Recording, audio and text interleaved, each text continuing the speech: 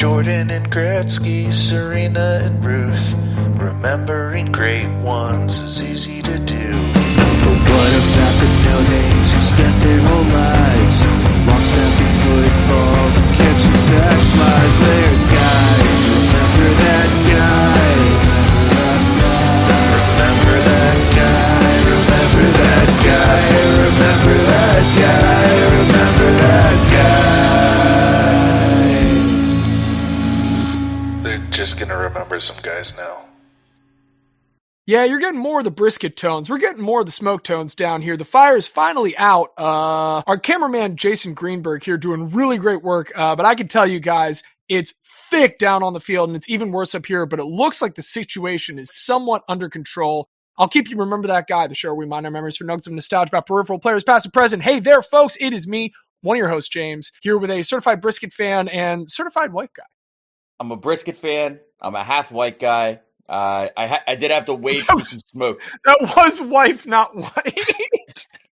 Wife guy. Certified wife guy for sure. Big time wife guy. 100% wife guy. But I am Diaz. I'm back with you once again. I did have to wait through some smoke of a different variety to join you this morning. But we do have a very special guest. He is a wife guy, a father guy, and also a half white guy. Please introduce yourself. That's right. It's me, the very special guest Xavier, who is currently holding his 5-month-old baby while his wife is at work, and the baby just puked on me. So it's good to be a wife guy and a father guy and a half-white guy. That part's probably important right now. And also, the baby is trying to make me even whiter by puking white all over me. He's just trying to make sure that it rounds up. Sometimes 50% is 51%. Indisputably rounds up, which is important. That's true. Times. Well, Xavier, I know you and I talked about this before we started recording. Let's just get out of the way. The most momentous death of this week. The shining star of Lucius everywhere, Haru Urara, as I have talked about on this podcast many times. I loved Uma Musume. Incredible game. I haven't really got to play much the past couple weeks because of baby stuff. But, man, that game is special, and the love that people gave that horse 20 years after her racing career had ended was incredible. Unfortunately, she did pass away this past week, I believe, of colic, which is apparently very common for horses. She was like 90 in horse years, so I'm happy that she got to, at the end of her life, get celebrated and kind of spoiled and pampered rather than kind of, dying in ignominy. I think I said that right. But the outpouring of love for Haru on the internet was fantastic. Like, just going on the subreddit was really nice. All these people come together to talk about how they love this horse because of a video game, but that love, actually turned into tangible things to benefit the actual horse. So I think that's awesome. Rest in peace, Haru. She's not the first horse of the Uma Musume franchise to die in real life, but she is the first since it really became massive in the West. She was a fan favorite. Rest in peace, Haru. Love games turning into positive things in real life. I just want to say, I looked up the record again just to remind myself, and 0-113. Speaking of video game characters, you think like Glass Joe in Punch-Out. He's 1-99. When they made Glass Joe, when they made the most beatable person that the company could think of, a Japanese company, they gave him one win. 0-113. Yeah, you would have liked her to get one at one point, but the fact that she never gave up despite never getting that one is what made people fall in love with her in the first place. So I doubt she would change a thing at this point. Speaking of, underdogs and underdog stories, we have to turn back to Eurobasket, which I mentioned a couple weeks ago, but we are now in the semifinals of Eurobasket. Can either of you tell me what the semifinal matchups are this time? Finland, I think, has made a surprise run. Yes, so that is the case. So the semifinals are Greece versus Turkey, which sets up Giannis versus Şengün, who both of whom have been dominating. Giannis against Furkan Korkmaz, who is the most experienced NBA player on that team, and I think if he's not the captain, he should be the captain. Well, I'll just tell you that Eurobasket has their efficiency ratings for the top 10 efficient players. Number 1 is Luka. Number 2 is Şengün, tied with Giannis. And then it's Jokic, Vucevic, Laurie, Tryggvi Hinnesson of Iceland, Denny Avdia, Franz Wagner, and Kristaps. But yes, the semis are Greece versus Turkey and the host Finland versus Germany. I'll get this out of the way. Everyone expects Germany to win. Germany has been insanely dominant this entire tournament without having, any superstars really that you consider versus, some of the other teams. But Germany, this is their game so far. They beat Montenegro 106-76. They beat Sweden 105-83. They beat Lithuania 107-88. They beat Great Britain 120-57. Then they beat Finland in the group stage 91-61.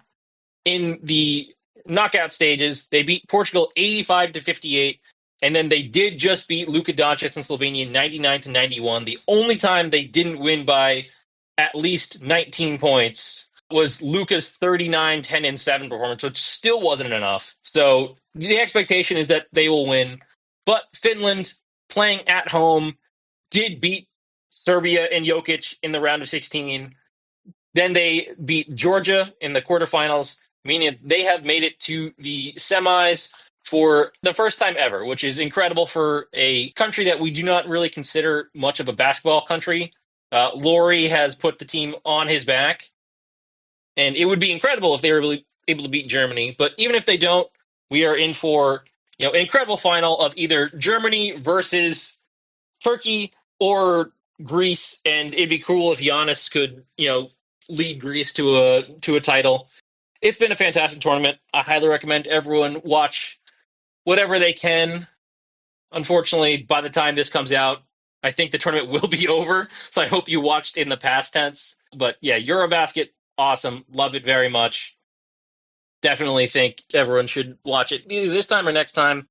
Then the last thing, wanted to speed run some Olympic stuff real quick.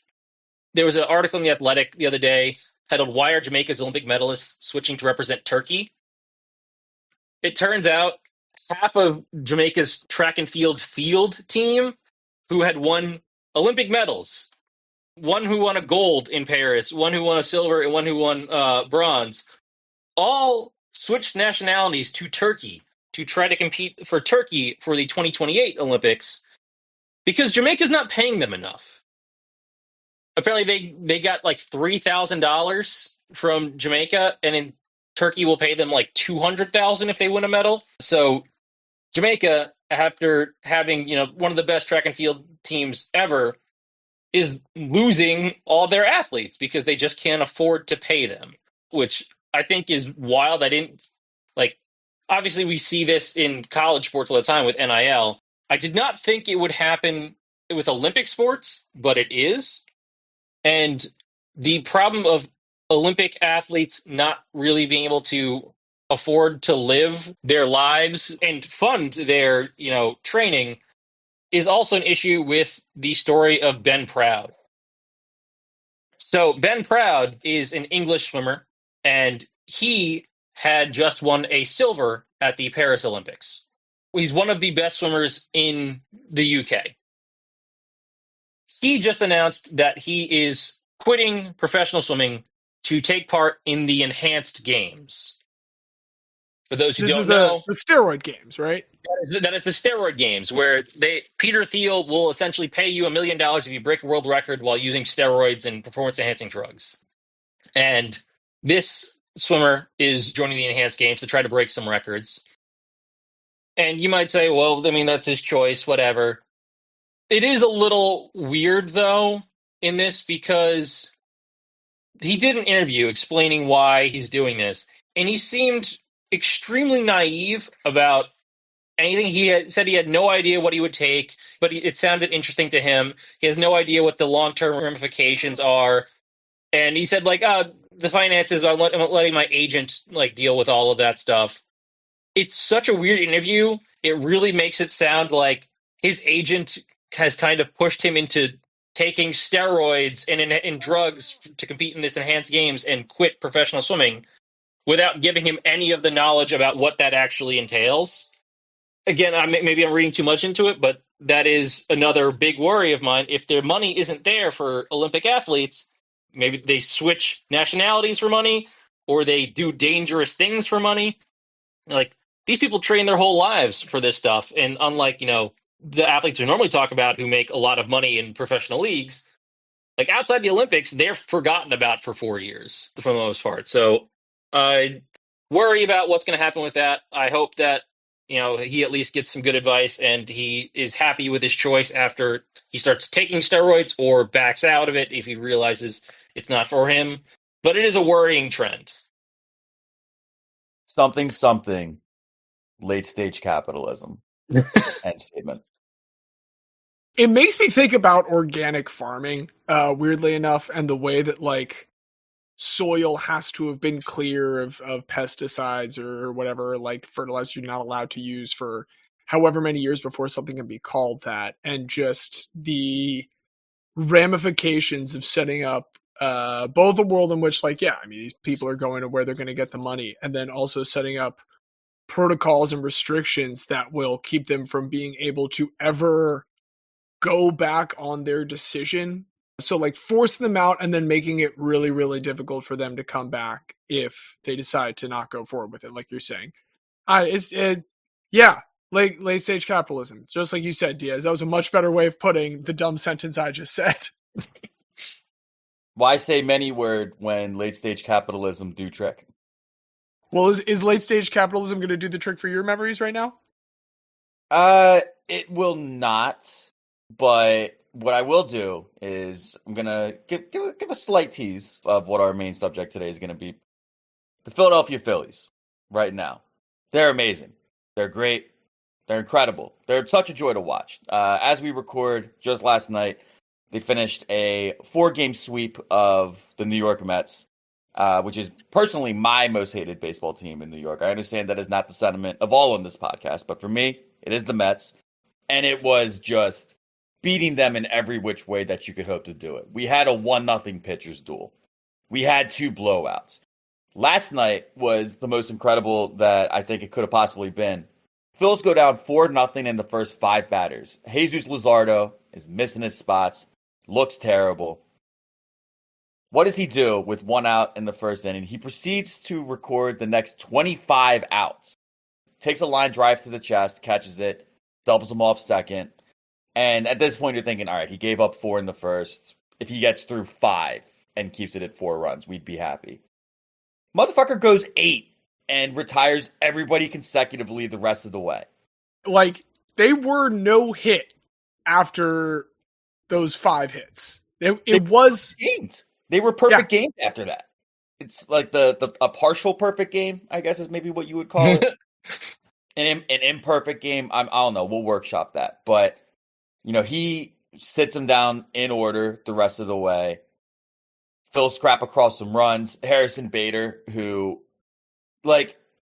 he is the love child of everybody on the 93 Phillies. Like, if you throw Dykstra and Kruk and Wild Thing and you throw all of them into a petri dish, Harrison Bader is what would come out. And just fucking tailor-made for Philly. There's a lot of talk about, we need to re-sign Schwarber. Obviously, we do. Ranger Suarez is also up after this season. JT Realmuto is also up after this season. I think after Schwarber, Harrison Bader, he's tied with Ranger. Because I love Ranger, too. Yeah, as someone who has no starting pitchers, please don't underestimate Ranger Suarez. No, I mean, dude, Ranger, there is nothing that I can say about Ranger to properly encapsulate how great he is, because, you look at his stuff. Fastball tops out at 92. You look at the movement on his pitches. It's not great. You look at the amount of hits and walks he gives up in a game. It looks like he should have a 6 ERA. But the motherfucker strands runners like nobody I've ever seen before. And, all of this to say, the Phillies have had 2 serious injuries within the past 3 weeks or so. Zach Wheeler, obviously done for the year. I hope that he's going to end up being okay long term. Not just on the field, but also in his personal health with the blood clot issue. Trey Turner, a much less serious, but still, damaging to the Phillies. Hamstring strain. Looks like maybe he should be back for the playoffs, but you just never know with hamstrings. But all of this to say, the energy that I'm getting from these Phillies is the same energy that I had about the 2017 Eagles. People keep going down, and people keep stepping up. Bitches love Sosa. Edmundo Sosa is our shortstop for now, while Trey Turner is out. And, like, dude, he is just everything you could ever want in a utility infielder.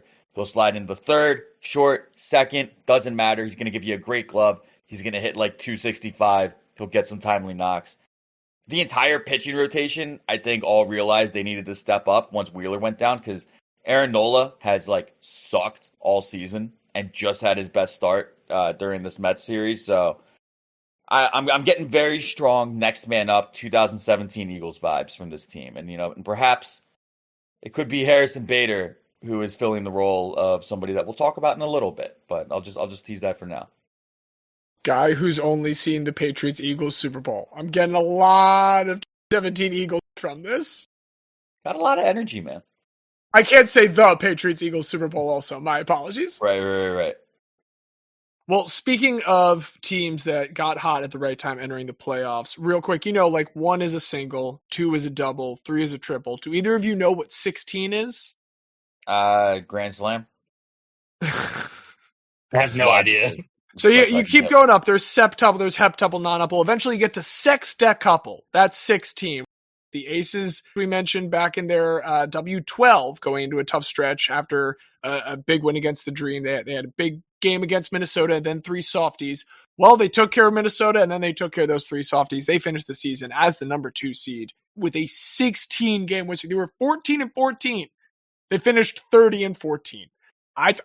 It's a really good toss-up for MVP. I'm really excited to see who wins it. No one will be upset if Asia doesn't. I won't be upset if she does either, though. Anyway, I'm not going to talk too much more about it because we already somehow managed to not curse them yet. The big thing that I want to talk about is something that took place 2 weekends ago when you hear this, but it was still pretty fresh for me. It's the Maryland Cycling Classic, which was on September 6th, 9/6. This was the 3rd edition of the Maryland Cycling Classic. They had to skip 1 for COVID and 1 for when we had our bridge get destroyed last year. It was the first for the women. It is the only one-day race in the United States in the UCI Pro Series, which is like the Champions League in English soccer, or I want to say the Truck Series in NASCAR is the like second tier one, or like, Formula 2. But just being on that second tier, it is the highest stature United States pro cycling race that we have right now. So like this has legitimate racers in it. There was a guy like Nielsen Paulus, big American racer, also a member of the Oneida Nation of the Haudenosaunee. And he talked about this before the start. The European riders are always happy to be racing on home turf all throughout the season. This was one that the Americans got to experience. And it took place in the city of Baltimore exclusively this year. Prior, it had been in like Baltimore County and then Baltimore City.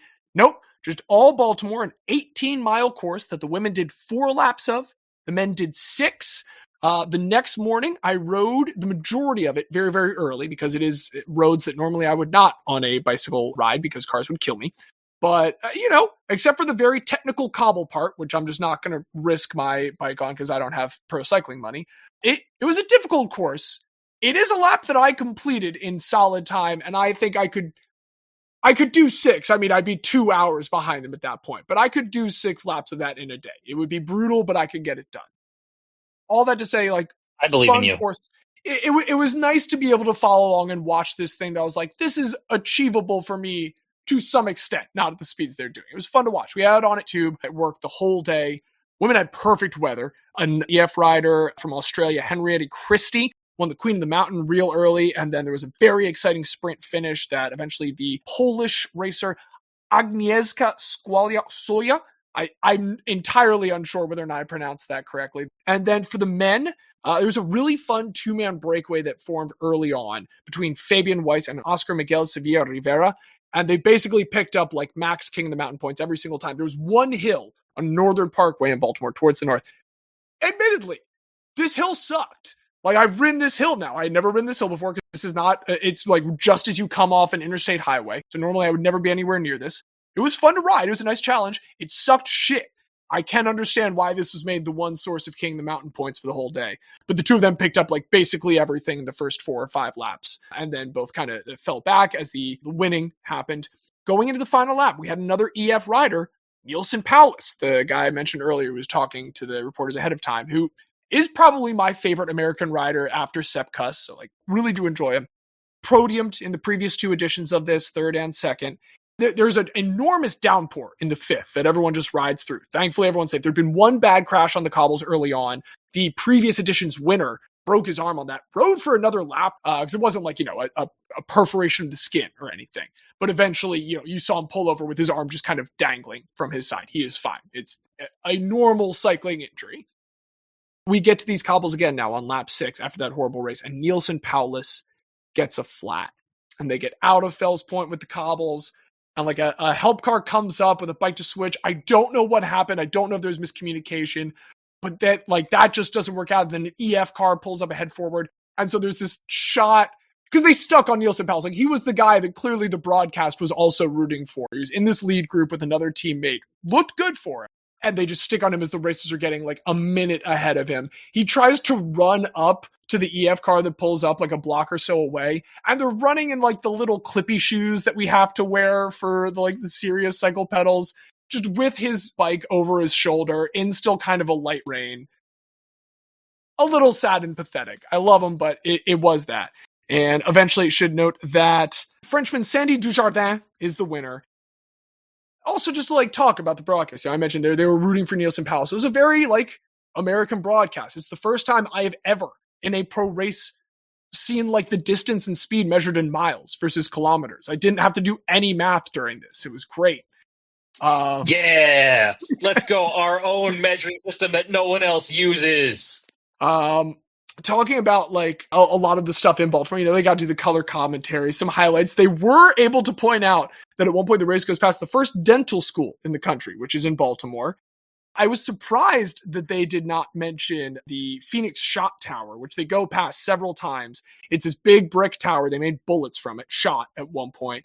And from 1828 to 1846, at 234 feet, it was the tallest building in the country. It was later added to the National Historic Register of Places in 1969. Very nice. They did mention 2 different times in both the men's and women's race that our Washington Monument is the oldest Washington Monument. And that stat stuck with me because I was watching the broadcast, saw it coming up. They were mentioning the Washington Monument. And literally as my shitty pedantic self was about to say to the YouTube broadcast at my desk, to no one in particular, the first Washington Monument in the country, the broadcast said that basically at the exact same time. They also did not mention about Baltimore, the way the track was set up. They went up and down Falls Road once every single lap. So 12 total in the men's, 8 total for the women. Every time they came up and down Falls Road at one certain point in Baltimore, they were going past the future proposed site of the relocated city dump. So we'll see if that course is the same for the Maryland Cycling Classic in the future, since that is set to take place. It was great to watch. Loved it. That's all I got to say about the Maryland Cycling Classic. The memories that were made there. I would encourage any revisions to the course that do not require people who need to respire heavily to go past a literal dump. I think any adjustment would be good. It's also in the city's floodplain, so that's cool. Cool. Literally, it becomes a triathlon course. It's great. Yeah, Nielsen Paulus. I do want to see that, actually. Paulus was running right by where they do the splash. You could get the harbor into this. James, as a cyclist, how dangerous would it be if they had 3 inches of water, but special stuff on? But it's a flat road. I mean, it would you wouldn't be able to do anything. There would not be any move. The pack would basically stay completely still relative to one another unless someone was really fucking risky. And frankly, it would be, I think, seen as poor game to do that because you'd be risking everybody in that case. The thing is just the second your tire slips, there's not going to be any friction. I just love the idea of an overhead shot. You see everyone in the peloton in kind of a V formation, and it's causing a wake behind them through from the tires. And that would be a cool visual, but probably insanely dangerous. I'm not against getting off bikes and getting onto jet ski. I think we can do something with that. Anyway, speaking of things that we can do, something that I know we can do as a group now is move on to our second cameo guy of this 14th season. As a reminder, the cameo guys, what does that mean? It means that we're going to be talking about some guys with relatively long careers, maybe not necessarily distinguished, but certainly not incredibly brief. They will be known in particular in one city, not a city necessarily that you first associate with them, but a city that has beloved feelings for this guy because of a 1-year appearance, a 1-year cameo that they made there. That is the category that we will eventually have 9 guys to select from in our next litigation. But today we are going to hear our second one from none other than your host, Justin Diaz. Yeah, and, as I teased a little bit, talking about the 2025 Phillies and how they give me such strong feelings of the 2017 Eagles. And while I don't want Harrison Bader to be a cameo guy, I want him to be a mainstay. I want him to be here for a while, but it's undeniable. He has brought a new energy to the team since he got here and has made some pretty significant contributions. And when I think back to the 2017 Eagles, there are a couple candidates for a cameo guy from that team. We had LeGarrette Blount, getting his revenge back on the Patriots going forward in that Super Bowl. I believe he scored a touchdown in that Super Bowl. I think he scored at least one. Jay Ajayi was also a cameo guy. We acquired him mid-season. That maybe would be the most direct Harrison Bader analog. All kinds of just great contributions up and down from some cameo guys for those Eagles. But there's one in particular that I want to focus on. While he came known to me as a Maryland man, as I came to find in my research, he is actually originally and always wanted to be a Virginia man. He is a wide receiver. He had some great dreadlocks for a little bit, and his name is Torrey Smith. Go Birds. Go Birds. On this, we are united. On this, we are aligned. On this, he did deliver to both of our Bird franchises a Super Bowl. Maybe if the Jets took a chance, Xavier, maybe that's what it was. Maybe Torrey Smith was the missing piece all along. I'll go back in time and tell the team. That's all you needed to do. You just needed a little Torrey Smith in your life. As for Torrey Smith and his life, it began on January 26th, 1989. And as I said, we always think of him as a Maryland man because we know he ends up being a Terrapin. He gets drafted by the Ravens, but he was born in Colonial Beach, Virginia, and grew up largely in Fredericksburg, Virginia, as the oldest of 7 children to his single mother. In being the oldest of 7 of a single mother, you end up being responsible for your younger siblings to a larger extent. So he spends a lot of time helping out with the kids at the house. He would basically take care of all the household chores because while his mom was working during the day, she was also going to community college at night. So he's helping to make sure the kids stay on schedule, meals are cooked, all of these things. While also doing this, he is developing his burgeoning athletics career at Stafford Senior High School in Virginia, where he primarily plays football and basketball. He's a guard on the basketball team. And on the football team, he is in everything. And I do mean everything. He played quarterback. He played running back. He played wide receiver. He played cornerback. He returned kicks. He returned punts. He didn't punt. That was maybe the one thing that he didn't do. But he did everything else for his football team. And immediately is just head and shoulders above everybody else on the field. He earns all-state honors as a sophomore for his kick returning. By the time he is a senior, he is getting all region honors as a quarterback and a wide receiver, which seems kind of impossible. Obviously, they had some special packages where sometimes he's quarterback, sometimes he's receiver. He's so good at both that not only does he receive these honors, when he's coming out as a senior, Rivals.com, the foremost authority on high school rankings, they had him as both the 30th ranked dual threat quarterback in the country and the 33rd ranked wide receiver overall. But I don't hear a running back rating, and I don't hear a defensive rating. So I think he did, yeah. Clearly, certain things. I think honestly what it is that just based on his height, which is not like he was tremendously tall, but at 6'1", and weighing 205 pounds, that's not really going to be a running back build at the next level. You maybe want somebody a little stockier, a little heavier. So he's largely projected as a wide receiver, and he's recruited by a few different schools. He has offers from Maryland, obviously, is where he ends up. Penn State, Virginia Tech as well, but where he really wants to go is Virginia. He is a Virginia man. He wants to be a Virginia man. But they're kind of giving him the ringer because his senior year after football season, he has like a little bit of a knee injury playing basketball. Nothing too crazy, but it's enough that Virginia is reticent to give him a scholarship offer. So they said, okay, what we want you to do is if you run a 4.5 40, we'll give you a scholarship offer. That's insane. That's like the craziest thing I've ever heard. Well, it's about to get crazier, Xavier, because he runs the 4.5 40. He does exactly what they want him to do to prove his health. And then they said, okay, but you didn't do that on our campus. Can you come to our campus and do it again? And at this point, Torrey Smith's like, dude, I have scholarship offers from these other very reputable programs, arguably better programs than Virginia. Why am I going to bend over backwards to try to make this work? So he says, fuck all that. I'm a Virginia man at heart, but Maryland wants me to be a Maryland man. I'm going to go be a Maryland man. He commits to the Terps. 2007 is his true freshman season. He ends up being redshirted, but excels while playing for the scout team. He's named the Scout Team Player of the Year as a freshman.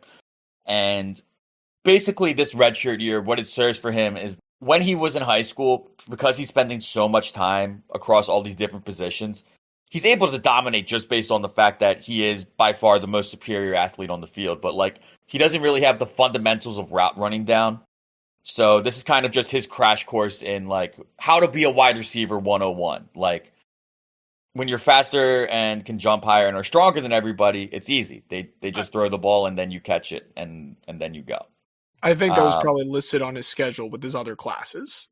Yeah, no, it was literally part of it. It's it's ethics English 101, yeah. English 902, wide receiver 101.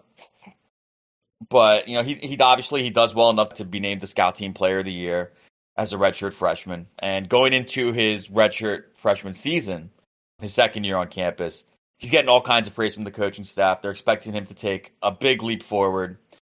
And by the midway point of the season, he does earn the starting job, in addition to starting the season as the primary kickoff returner. And the returning kicks is where he's really able to make his biggest impact. In his freshman season, he sets the school record for single season kick return yards. And, as we mentioned, starts getting more opportunities as a receiver as the season goes along. His best performance was against number 21, Boston College. Puts up 245 all-purpose yards, with 115 of those coming as a receiver across 8 catches. He also got a touchdown. In the Humanitarian Bowl that year, he returns a kickoff 99 yards for a touchdown, which became the school record for a longest kickoff return for a touchdown. And it was also the first time that any Maryland player had returned a kick for a touchdown in a bowl game. So a few nice honors that he's able to accumulate across his freshman season. He ends up setting the ACC record for kickoff return yards in a season when he eclipses the 1,000-yard mark, ends up with 1,089 kick return yards for his freshman season. Going into the sophomore season, now obviously there are higher expectations on him as a full-time receiver. He is the best on the team. Darius Hayward-Bay has just graduated. He accumulates some pretty impressive statistics for himself. 61 catches, 824 yards, 5 touchdowns. He breaks his own ACC kick return yards record by going for 1,309 yards with 2 touchdowns. So absolutely smashing all kinds of kick return records as he goes along. Unfortunately, what a part of this is, the reason why he's able to accumulate so many kick return yards is because Maryland sucks. They're very bad. They go 2-10. If you give up a lot of touchdowns, you're going to have a lot of kickoff returns. And, he's still averaging about 25-30 a pop on a kick return. But, part of why this counting stat is able to be accumulated is because there are many opportunities to accumulate that stat. So what year are we at now? This was the 2009 season. So his third year on campus, redshirt sophomore season. Okay, so this is not yet the year where Bernard Pierce scores 5 touchdowns against Maryland. That's all I was trying to find. No. We're not quite there yet. But, for his efforts, in spite of this team, again, being 2-10, he's named second team All ACC as a kick returner. He's named second team All ACC as a wide receiver. At this point, about 3 years out of high school, you are eligible for the NFL draft. He submitted his name to a panel of NFL scouts to kind of get their opinion on where he would go.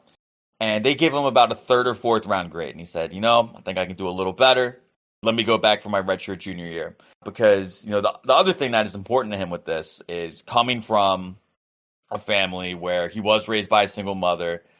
He can be the first to graduate from college if he comes back for this fourth year. So even though he is a junior for his playing status, he is kept well up with his courses, and he intends to finish his criminology and criminal justice degree in December. So in only 3.5 years, he was going to graduate.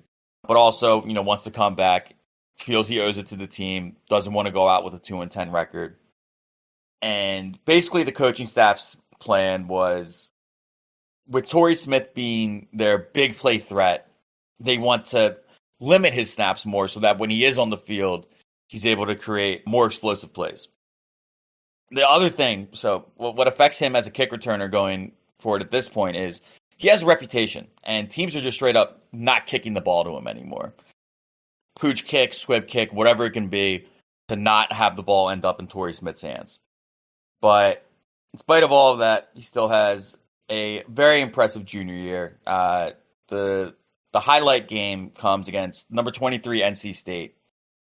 He pulls in 14 receptions for 224 yards and 4 touchdowns.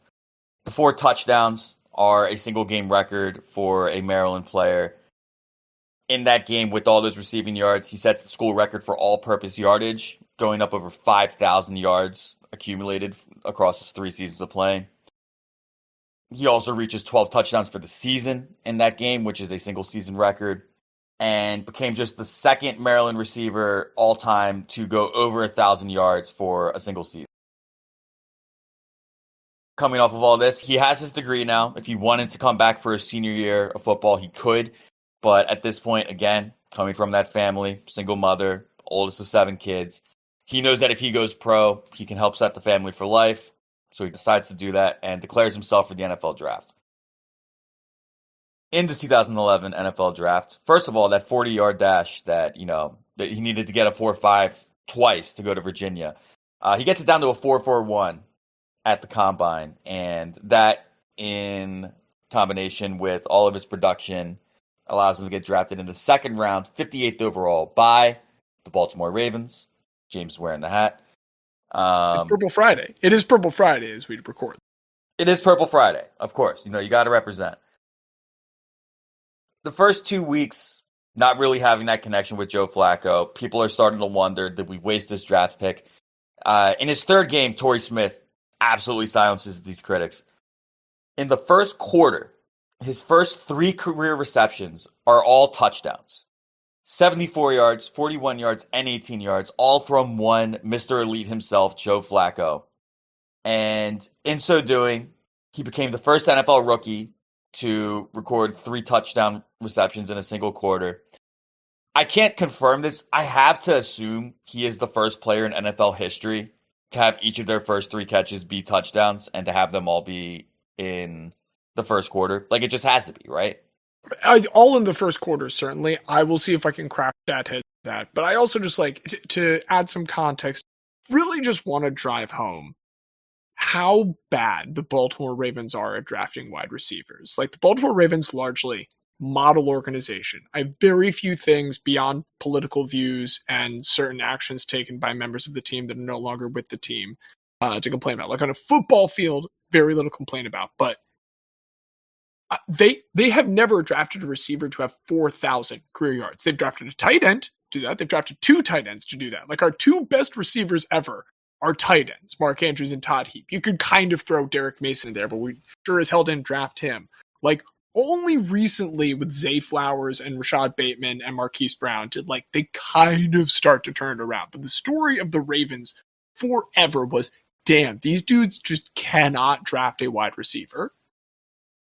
Right, and so that's the narrative that he's fighting uphill against. But when it gets to the end of the season, he has set several Raven rookie records. 50 receptions is a Raven rookie record. 841 yards is a Raven rookie record. And 7 touchdowns is also a Raven rookie record. So I don't know if we can call it the Triple Crown when it is a history that is so barren of success, but he does have that Triple Crown of the record for Ravens rookie receivers. Ravens rookie receiver records. And, on the back of that, it is good enough to help propel the Ravens on into the AFC Championship game, where if it were Torrey Smith instead of Lee Evans, perhaps a certain multi-part series that we recorded would have had some different parts. Perhaps if it was Torrey instead of Lee. And, I'm primarily what I want to focus on is the Eagles season. So, I don't want to just, gloss over all of the Ravens things, but just kind of the major notes from the rest of the way. First of all, his incredible performance after the tragedy of losing his younger brother on Sunday Night Football, the morning prior, his younger brother Tevin Jones passed away in a motorcycle accident, and he got up early in the morning to go be with his mom, be with his family, and John Harbaugh left it to him, said, completely your choice if you want to play. He said, Tevin would want me to play. So what does he do? He goes out there, 6 catches, 127 yards, 2 touchdowns. The Ravens end up winning by exactly 1 point on a controversial, did it actually go in, did it actually go out field goal. This also, coincidentally enough, was when we had the replacement refs. So, who knows? I personally think it would have, if the uprights were extended up, it would have clanked and gone out. That's my personal opinion. That's also Bill Belichick's opinion. This is the New England Patriots. I think they can probably stomach this field goal not going their way against the Baltimore Ravens during the regular season. Yeah, no, they can afford a bad break. Later in the season, Torrey Smith records a season-high 144 yards across 7 catches in an overtime victory against the San Diego Chargers. This, of course, as we know, because, again, we did a multi-part series on this. This is the year that the Ravens beat the Patriots in the playoffs. They beat the Broncos in the playoffs. They beat the Indianapolis football team in the playoffs. And, of course, they go on into the Super Bowl. And Torrey Smith, only 2 catches for 35 yards in that Super Bowl. But it is enough for him and the Ravens to win Super Bowl 47. The next year is kind of the breakout season for Torrey Smith as the number 1 guy because, to James's point, they had done so poorly with drafted receivers that they always brought in somebody else. I feel like this early 2010s period was the time when the Ravens would bring in receivers who were very great in their primes and just hope that they could still be pretty good. And they were pretty good. But in this case, the formerly great, still pretty good guy was Anquan Boldin. He left. He was traded. That was a mistake that they made. He was traded to the San Francisco 49ers. Yeah, no, and that week 1 with the 49ers, I feel like he put up 250 receiving yards week 1. It was pretty immediately a bad decision. But in terms of the production of Torrey Smith, it was a great decision because what it allows him to do is to go over 1,000 receiving yards for the season, which, again, to your point, James, is the first time in the history of the franchise that a Ravens drafted receiver eclipsed 1,000 receiving yards. Pretty dark times out wide, but not, Torrey Smith. He's the best of a not that impressive bunch, but he is still the best of that bunch to this point. 2014, Ravens go on a little bit of a run again. Probably should have beat the Patriots in that year. Doesn't end up happening. He becomes a free agent. It's just clear the Ravens aren't going to be able to invest the kind of money that he wants to make. So he hits the free agent market, reunites with Anquan Boldin, and goes to sign with the 49ers. Nothing too remarkable about this time. Puts up ho-hum stats, whatever. After the 2016 season, he is released by the 49ers, and he signs with the 2017 Philadelphia Eagles. And he was a key addition for this team because while, the Nelson Aguilar, I feel like with Aguilar, the timeline of everything kind of gets jumbled because the meme, I think, just makes everybody think that his entire existence with the Eagles was just that. It was a meme. coming off the 2016 season, Nelson Aguilar, he was a 2015 first-round pick. In 2016, he was straight up benched, like became like a DNP CD for the Eagles. And basically what the Eagles are trying to do, they want to bring in some competition. And Nelson Aguilar is primarily supposed to be the deep ball threat. Why not bring in Torrey Smith, this very experienced veteran who knows how to stretch the field, and maybe he'll learn a few things from him. His on-field contributions during the regular season are not that much. But I do submit, Nelson Aguilar had by far the best season of his career, and I think that's in large part due to the mentorship and the push that he got from Torrey Smith. All of a sudden, it becomes much more real.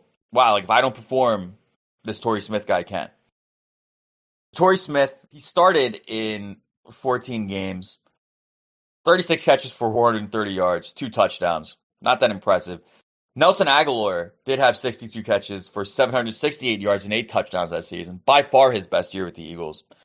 But there's 2 plays that Eagles fans who reflect on this Super Bowl season, they're going to remember Torrey Smith for. And the first one that everybody's going to remember is the Eagles go into halftime up 24-7 on the Vikings. They come right out. They call the flea flicker. Nick Foles drops it into triple coverage perfectly. Like, it is a horrifically stupid throw that could not have been put more pinpoint. Torrey Smith catches it like as he's falling into the pylon, but by virtue of hitting the pylon with one knee down, it's a touchdown. But the one that I remember, and the one that gets forgotten in the Eagles Super Bowl run that year, because I feel like everybody remembers 4th down, fade thrown to Julio Jones, Jalen Mills breaks it up. You remember the Patrick Robinson pick 6. You remember LeGarrette Blount running into the end zone in that game.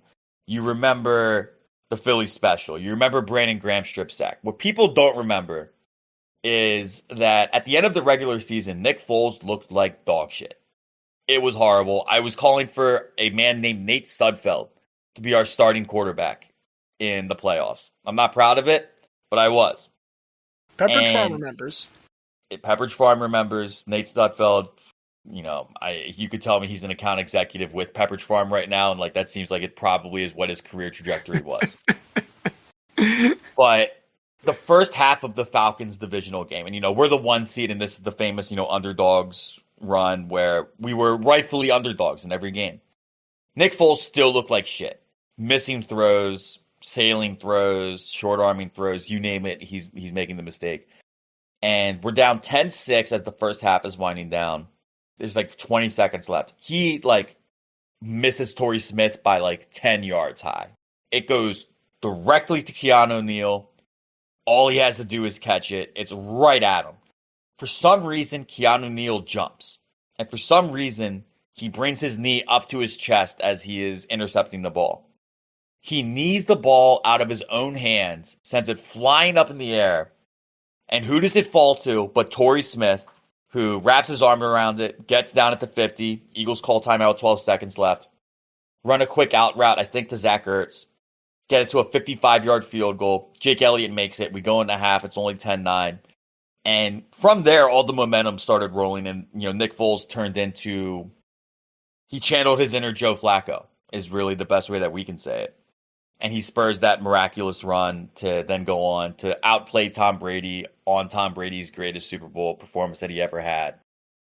None of it happens if Torrey Smith is not there in the right place at the right time to catch the ball from the Keanu Neal knee. And and Eagles fans will remember it. If you don't remember it, look it up. It is the dumbest, most absurd, how is this not intercepted play you've ever seen. But right place, right time. Torrey Smith, heady player. This is his only season with the Eagles. He had signed a 3-year deal, but basically by mutual consent, because, again, he was brought in to be competition to Nelson Aguilar. Aguilar elevated his game, so it kind of from the Eagles' perspective was like, hey, Torrey, you were good here.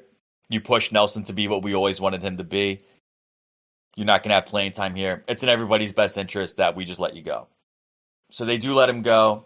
They trade him to Carolina for Daryl Worley, cornerback, whatever, was nothing. very ho-hum stats for Torrey in his one season with the Panthers. He has 17 catches for 190 yards, 2 touchdowns across 11 games. And he does come back for the 2019 preseason, appears in 2 games, doesn't get a catch. The Panthers cut him ultimately at the end of it. And as Torrey Smith looks back on it, he says, I have my health, I have my millions, I'm set for life. Football's been very good to me. I'm a 2-time Super Bowl champion. And he decides to call it quits there after only an 8-year career. He plays 4 years with the Ravens. He plays 2 with the Niners, 1 with the Eagles, 1 with the Panthers. And that's it. He retires. And, I think a question that we can ask about Torrey Smith's legacy is, if he is drafted to a team that didn't have Jacoby Jones already as the best kick returner in football, does he get those opportunities? Does he turn out to be like a Devin Hester type? Here's what I'm trying to think, because Jacoby wouldn't have, because Torrey's first season is the season where they beat the Texans because Jacoby Jones muffs a punt in the playoffs. But Jacoby Jones on the Houston Texans for Torrey Smith's rookie year. I'm guessing it was probably Ed Reed did a lot of punt returning throughout his time. He might have passed it on to Ladarius Webb by then. It was a defensive back for the Ravens. He handled a lot of the punts. I can't tell you off the top of my head who would have been doing kick returns Torrey's first year. And then, to your point, Jacoby Jones is locked in. I mean, that is an all-pro returner. But you do wonder. I mean, particularly given how flexible a number of the Ravens coordinators have been now in the Lamar Jackson era, like what they would have done with a little bit more of a Swiss Army knife player. Yeah, I mean, I don't think he's going to be taking like rushes, but John Harbaugh has his sick, disgusting jet sweep fetish that he's put on display. The very first touchdown, going back to elite, the very first touchdown ever scored under John Harbaugh in the regular season is a double reverse to Mark Clayton. He has a disgusting wide receiver jet sweep fetish that he puts on display in front of the children. And that's one of the reasons why maybe John Harbaugh shouldn't be on. Anyway. Well, what I also wonder is, with his quarterback background, could he have been like a wildcat quarterback at the NFL level? I feel like that would have been something he would have excelled at. But, all of these are what ifs. I just want to touch on some of his off-field contributions because, I think it is also very worth mentioning. Torrey Smith, an upstanding citizen off the field as well. He has the Torrey Smith Foundation, which provides support to at-risk youth and, also provides support for those affected by domestic violence. While playing for the Ravens, he interned with Elijah Cummings and his office, which I just think is cool as hell. Shows how important that he takes his civic service. Helped to restore a park in his hometown of Colonial Beach. It is now named Torrey Smith Park, which, if we had gone with another thing that we're possibly debating having be our subject for this season. Guys, Torrey people Smith who are Park. actually places. Torrey Smith Park is a place. It is a very real thing. He's also been an ambassador with Rose Health, which is an organization which tries to provide mental health support to people. So Torrey Smith, obviously on the field, definition of a guy. Just a guy, put up some cool stats, won a couple championships, made some plays. But his impact off the field, I just think, is also very worth noting and highlighting and celebrating. And, in a game that seemingly attracts and perhaps causes a lot of people who are not very thoughtful, Torrey Smith runs extremely contrary to that. By all accounts, just a great guy in his playing career, but also just a great guy generally. And, certainly one worth celebrating on this pod. So we, if you look in the last 10 years, there have been an astounding number in football players to play for both the Ravens and Eagles, and in baseball players to play for both the Orioles and Phillies. And a lot of the times it is because of trades, and if it's not trades, it's people going in free agency immediately from one to the other. And Torrey Smith technically doesn't count as either of those. But it is notable, I think, in the history of Ravens Eagles, there's been some earlier ones. You've got Randall Cunningham, but he is the second player ever to have double-digit games for both. Do you know who the first is? He's not a Super Bowl champion, I believe, unfortunately, with the Philadelphia Eagles, but he is a Super Bowl champion with the Baltimore Ravens. What position? Defensive back. Defensive back. Oh, Kerry Williams. It is Kerry Williams. Corey Graham does get a Super Bowl with both, along with Torrey Smith. Corey Graham is the better overlap on. I mean, you've also got, let's just go through some of them real quick. You got Timmy Jernigan. You got Deshaun Jackson. You've got Nelson Aguilar. You've got Jeremy Maclin. You've got, then in baseball, Hyun-Soo Kim, Jeremy Hellickson, Jake Arrieta. All of our 2 bullpens the last 2 years, basically. Soto, Dominguez, Kimbrel, Austin Hayes. There is a very real kinship between, I think, these 2 fan bases. Even if, we are some of the few that acknowledge it. I don't think there's no antagonism. Very rarely do the Ravens and Eagles play one another. Very rarely do the Eagles and Phillies play one another. They are mirrors of one another in a lot of ways. Been some connecting players that make that really easy to kind of tell and a easy thread to make. And Torrey Smith really is part of that early wave. And as one of the 2 guys to have rings with both, I think probably the best example. Right. I mean, I've always said, and to your point, being an opposing conference is not playing makes it a lot easier. But the Ravens are my AFC team. The Orioles are my AL team. Am I super invested in either success? Not really. But when they succeed, and especially if the Philadelphia team sucks, I'm like, you know what? Go O's, man. Go fucking O's. Go Ravens. Go Birds. We can always just say go Birds. Go avian objects. Yes, all flying objects. Let us acknowledge that are maybe inclusive. Less biological. Guyological. Anyway, that's everything that we got, folks. We've got our second cameo guy in the tank with Torrey Smith. Thank you so much for joining us. Thank you very much to producer Craig and the coders behind him for making this recording possible. Thank you to musical director Don Ham for that lovely theme music. Hey, we touched on Elite and Joe Flacco. By the time this comes out, Joe Flacco will have played a game at M&T Bank Stadium involving the Baltimore Ravens recently. There will be something in the feed about that soon. And if you want to catch up on everything related to Joe Flacco prior to that coming out, you can find that and everything else about this show at bit.ly/remember that guy, all one word, all lowercase. That is everything that I've got. Anything from you all on the way out? Kieran has my nose. Oh, how the tables have turned! The shoe's on the other foot. But even with that shoe on that... I've been the very special guest, Xavier. And I'm Diaz. And as Torrey Smith probably said at least once, gonna guide like an eagle.